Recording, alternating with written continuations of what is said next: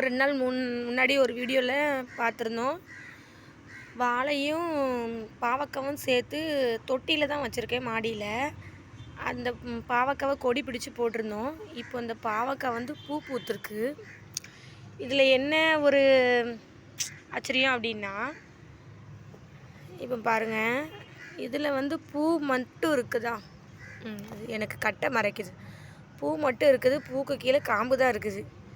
இப்படி இருக்குதா, இது ஒரு பூ பூத்திருந்தது, இதுவும் இதில் தான் இருந்துச்சு.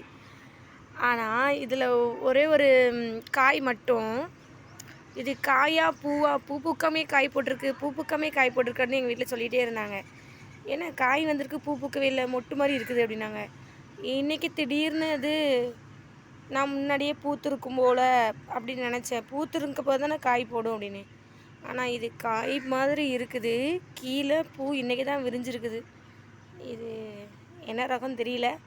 அதே கொடியில் தான் பூவும் பூத்துருக்கு இன்றைக்கி. இதில் அந்த காய் இல்லை, மொட்டு மட்டும் தான் பூத்துருக்கு. அப்போ இது பாவக்காய் இது இப்படி வந்திருக்கு. இதை பற்றி ஏதாவது உங்களுக்கு தெரிஞ்சால் சொல்லுங்கள்.